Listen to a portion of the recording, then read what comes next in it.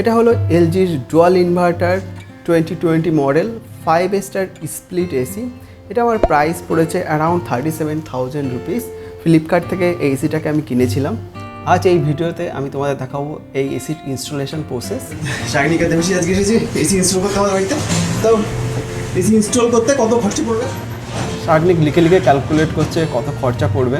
50 টাকা খরচা শ্যাডেল ক্লাম করার জন্য। এটা কি ড্রিল করবে নাকি? হ্যাঁ।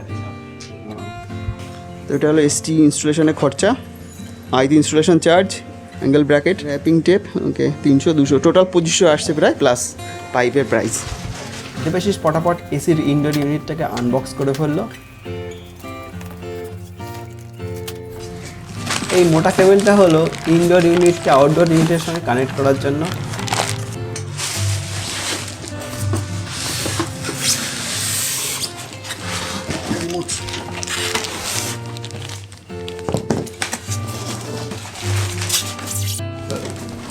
এলজি এসিগুলোর দাম একটু বেশি। ডুয়েল ইনভার্টার, হ্যাঁ এটা ডুয়েল ইনভার্টার, সার্ভিস খুব ভালো। আমি আগের দুটো কিনেছি এলজির। টপটা নিয়ে আসছেন, এই টপটা টপ তাই না? এত দাম দিয়ে একটা এসি কিনলাম, কিন্তু তার সঙ্গে কোম্পানি একটা টপ দিল না। টপ বাজার থেকে কিনে নিয়ে আসতে হলো। আর এই এসির সঙ্গে 10 ফুট মতন তার এবং কপার পাইপ দেয়। এর থেকে যদি বেশি দরকার হয় তাহলে এক্সট্রা টাকা দিয়ে কিনে আনতে হবে। ঠিক আছে ঠিক আছে, হ্যাঁ হ্যাঁ।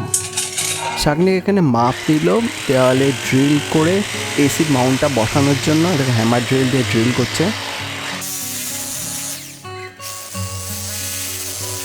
তো পটাপট ড্রিল করা হয়ে গেল। এবার হাতুড়ি দিয়ে পিটিয়ে মাউন্টটাকে বসিয়ে দিল। এরপরে দেওয়ালে হ্যামার ড্রিল দিয়ে আবার ফুটো করে এখানে দেওয়ালটাকে ফুটো করবে, দেওয়ালটাকে ছিদ্র করে এখান থেকে এসির আউটডোরের যে পাইপগুলো সেটা বেরোবে।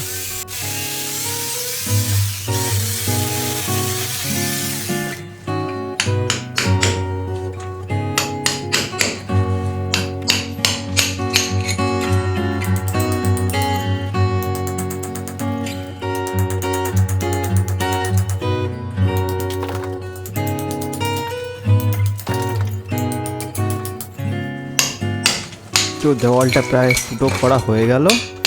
কত ধুলো বালি ঘরের মধ্যে পড়ছে।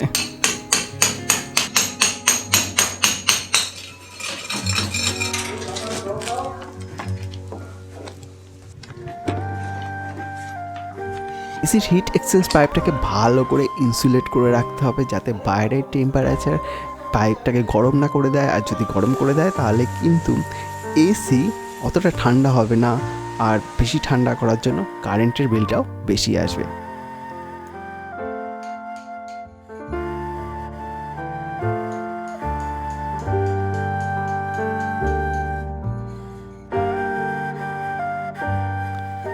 এখানে দেখো পাওয়ার কর্ডের সঙ্গে একটা 3 পিন টপ 16 অ্যাম্পিয়ার্সের 3 পিন টপ লাগানো হচ্ছে।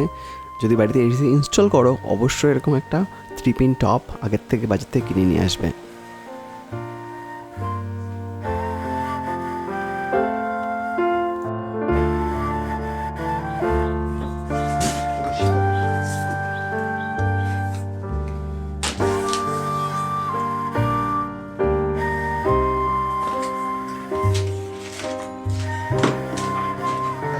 এবার ইনডোর ইউনিটটাকে ওই ইনডোর ইউনিটের যে মাউন্ট আছে মাউন্টটাতে বসিয়ে দেবো, যাতে দেওয়ালের উপর আটকে থাকে।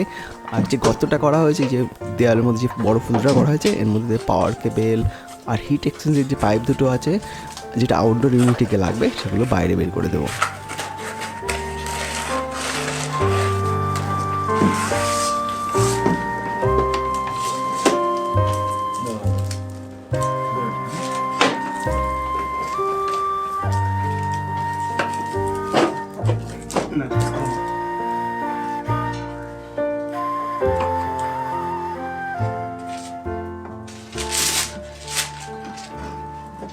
এসিতে এই যে কাগজটা লাগানো আছে, এটা হচ্ছে রিমোটের ম্যানুয়াল, কী করে রিমোটটাকে অপারেট করতে হয়। আর পিছনে আছে ফিল্টার, এসির ফিল্টারটাকে কী করে কতবার আসে ক্লিন করতে হয় সেই না একটা ইনফরমেশান।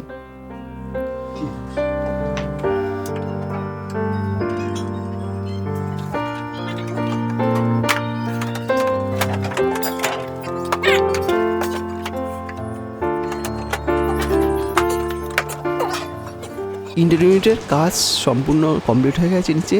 এবার আমাদের আউটডোর ইউনিটটা নিয়ে যেতে হবে ছাদে, যেখানে আমরা ওটাকে ইনস্টল করবো।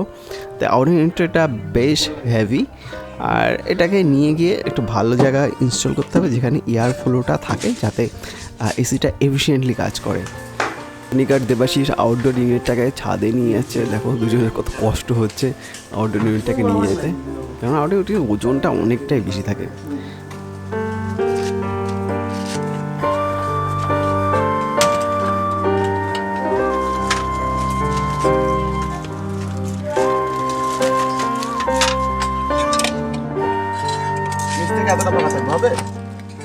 এখানে এসির আউটডোর ইউনিটটা বসবে, সেই জন্য মেজারমেন্ট নেওয়া হচ্ছে। তো এখানে ড্রিল করে অ্যাঙ্গেলটাকে বসানো হবে।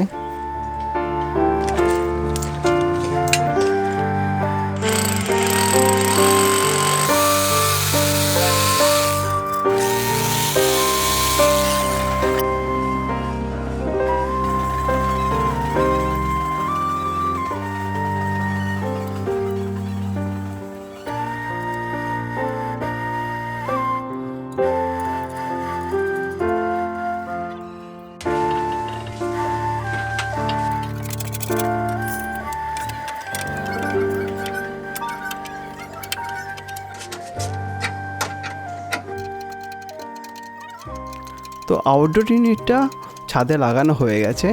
আর এই যে পাইপটা দেখতে পাচ্ছ, এটা হচ্ছে কপার পাইপ, 10 ফুট মানে 10 ফুট কপার পাইপ। এটা এসির সঙ্গেই এসেছিলো।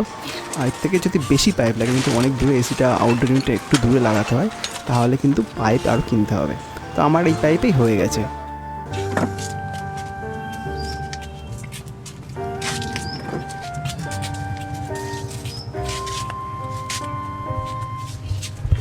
ছাদে কত বড় লাভ হয়েছে। তো এসি ইনস্টলেশন প্রায় কমপ্লিট। আউটডোর ইউনিট লাগিয়ে নিচ্ছে।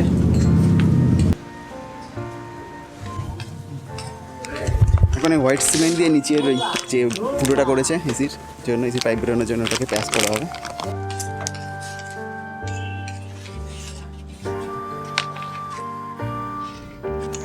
তো এখানে দেখো সাগনিক সানসেটের উপর দাঁড়িয়ে স্প্লিট এসির যে ইনডোর ইউনিটটা ছিল, সেই ইনডোর ইউনিটের সঙ্গে কপার পাইপটাকে অ্যাটাচ করছে। অ্যান্ড এই পাইপটা আউটডোর ইউনিটে গিয়ে লাগবে। এই যে এই পাইপটা আসছে, এটাকে এখন আউটডোর ইউনিটে লাগাতে হবে। আর এর মধ্যে দিয়েই যে ঠান্ডা গ্যাস আর গরম গ্যাস এক্সচেঞ্জ হবে। আর এটা হচ্ছে ড্রেন পাইপ, এর থেকে জল বেরোবে, যে এক্সট্রা ময়েশ্চারটা কনডেন্স হয়ে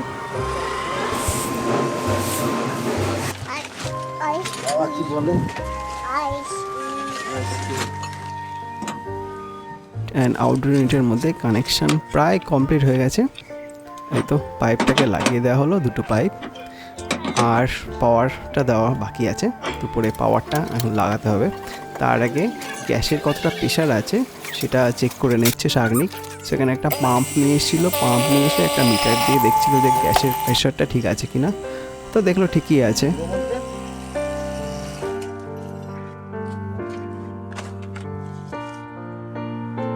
এখানে ইনডোর ইউনিট থেকে আসা পাওয়ার কেবলটা কানেক্ট করা হচ্ছে গ্রাউন্ডের সঙ্গে গ্রাউন্ড, লাইনের সঙ্গে লাইন, আর নিউট্রালের সঙ্গে নিউট্রাল। আর যে ওখানে প্যাচটা করেছিল, যে ফুটোটা করেছিল, সেখানে হোয়াইট সিমেন্ট দিয়ে ফুটোটাকে সিল করে দেওয়া হচ্ছে যাতে পোকামাকড় না ঢোকে। পুরো ইনস্টলেশন কমপ্লিট। এবার রিমোট নিয়ে এসিটাকে অন করতে হবে। রিমোট নিয়ে সাগনিক এসিটাকে অন করলো। এবার একটু ঠান্ডা হাওয়া খেতে পারবো। এসিটা একদমই সাইলেন্ট, শুধুমাত্র হাওয়ার আওয়াজ পাচ্ছি।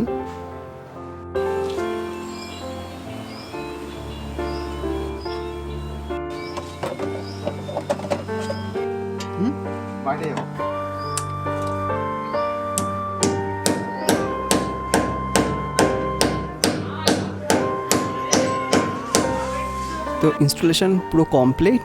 টোটাল চার্জেস পড়লো 3200 টাকা।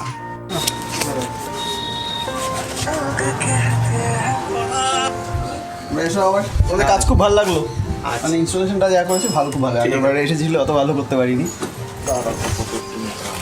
আমাদের খুব রিস্কি কাজ, সাবধানে করো। আসলাম তাহলে, ওকে আসছি, চলো আমি এগিয়ে দিয়ে আসছি। ঘর কি পরিমাণ নোংরা হয়েছে, এখন এটা পরিষ্কার করতে হবে। ইটেরগুলো এলজি কাস্টমার কেয়ার থেকে আসা টেকনিশিয়ান সাগনিক কাজটা খুব সুন্দর করেছে, খুব সুন্দর ইনস্টলেশন করেছে, আমার খুব ভালো লেগেছে। তো এই ইনস্টলেশনে আমি সাগনিককে দেবো 5 স্টার, নো কমপ্লেন। না এখন ঘর থেকে পরিষ্কার করতে হয়, খুব নোংরা হয়ে আছে। তারপরে আমি আরেকটা রিভিউ দিয়ে দেবো কেমন এসিটা কাজ করছে, কিনে ঘাটা লাগলো না লাভ করলাম। এখন আপাতত এই এসিটার দাম হয়ে গেছে 43,000 টাকা। আমার ক্যাশব্যাক দিয়ে আমার পড়েছিল 36,000 টাকা মতন, ফ্লিপকার্ট থেকে আমি কিনেছিলাম। তো আমার অলরেডি আরও দুটো এসি আছে যেটা আমি এলজির কিনেছিলাম। এলজির এসিগুলো আমার বেশ ভালোই লাগে, কারেন্টও কম খায় আর কোনো প্রবলেম নেই। লাস্ট 2-3 বছর ধরে ইউজ করছি, 3 বছর না 5 বছর প্রায় হয়ে গেছে আমার পুরনো এসিটা। কোনো প্রবলেম নেই। 2017 কিনেছিলাম, 2022, 5 বছর হয়ে গেছে। তো দেখি এই এসিটা কেমন সার্ভিস দেয়। আমাকে এখন এই যে ভেন্টিলেটারগুলো আছে এগুলোকেও বন্ধ করতে হবে চালানোর আগে। তো এখন তো ফেব্রুয়ারি স্টার্টিং, তো মিড ফেব্রুয়ারি পর্যন্ত এসি লাগবে না, তাও ইনস্টল করে নিলাম। তো বন্ধুরা, আজকের ভিডিও আমি এখানেই শেষ করছি। তোমাদের সঙ্গে নতুন আরেকটা কোনো ভিডিওতে দেখা হবে। তো বাই বাই।